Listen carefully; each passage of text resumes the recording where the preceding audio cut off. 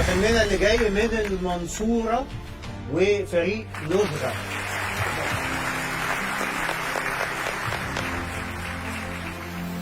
تطبيق مبتكر لعلاج مشاكل النطق عن بعد. احنا بنستهدف البالغين وبنستهدف الاطفال اللي عندهم مشاكل في النطق، كمان بنستهدف مراكز التخاطب ان احنا نساعدها في التحول الرقمي في المجال ده. اشتغلنا على كام حالة تقريبا؟ 35,000 حاله تيستنج، ما كناش بنكسب اي فلوس خالص، يعتبر كان فري موديل. 35,000 حالة. أنا مبهور الحقيقة، يعني هو بيتعامل مع مشكلة حقيقية. احنا في لحظة ان ولا اوت فريدة؟ أكيد إن ب 400,000 300,000 ان برضه ب 300,000. انا ان ب 100,000.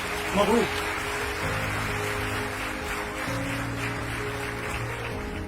ودي اللحظة الصعبة لاختيار الحلم اللي هياخد دعم 2 مليون جنيه. شلبي. لثغة بيلمس الإنسان بصورة مباشرة. فريدة. اختار فريق واحد وهو لثغة. سيادتك تختار مشروع من الاثنين دول. نختار انتوا الاثنين. ده تصعيد بقرار وزاري.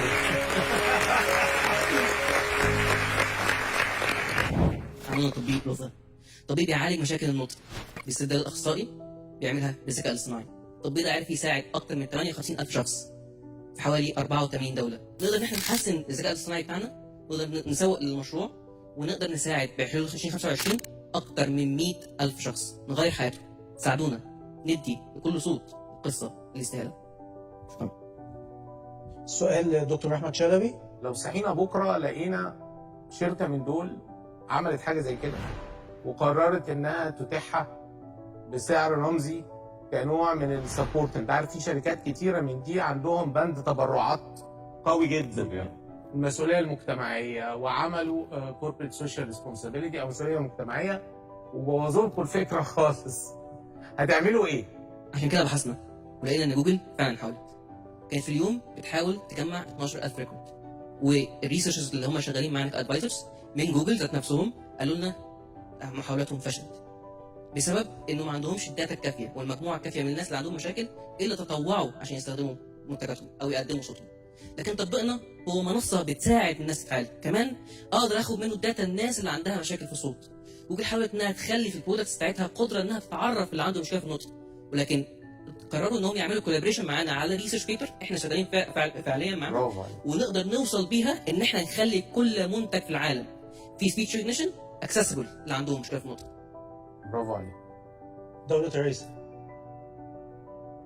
والله هو يعني الواحد في حيرة، لأن كل شوية بتيجي أفكار كلها جميلة، هو ده اللي وأفكار حصل بره معانا. الصندوق، وأفكار بتخدم فئات ليست بالقليلة في المجتمع. فالحقيقة فكرة جميلة. أنا بس لفت نظري أنت قلت إحنا جربنا الموضوع على 58,000 شخص في 84 دولة.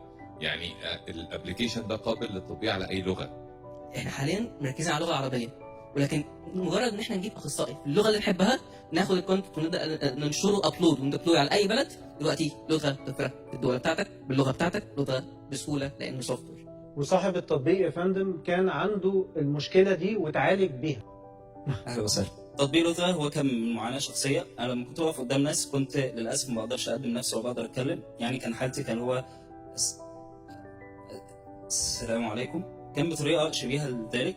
والمعاناه ديت كنت شايفها معاناه كبيره قوي، وكنت بحسبها ان هي حاجه شخصيه. بعد كده لقيناها بتاثر على بالنسبه للوطن العربي 63 مليون شخص بيتكلموا باللغه العربيه عندهم نفس المشكله، ودوت تحدي كبير. بالنسبه لمصر هم 12 مليون مصري، فكان التحدي من هنا ان احنا ازاي نعمل حاجه تحل المشكله ديت وتكون مبتكره، وفي نفس الوقت هي حاجه صعب ان حد يعملها. يعني هو مش حاجه سهله اي مستثمر او اي حد يدخل يعمل استثمار يعمل برودكت زي ده. عندها ديفنسبيلتي قويه، وهي خاصه في الداتا.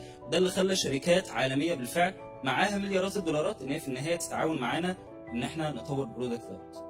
شكرا جدا شكرا ليكم. ليكم يا ولاد، وربنا يوفقكم ان شاء الله.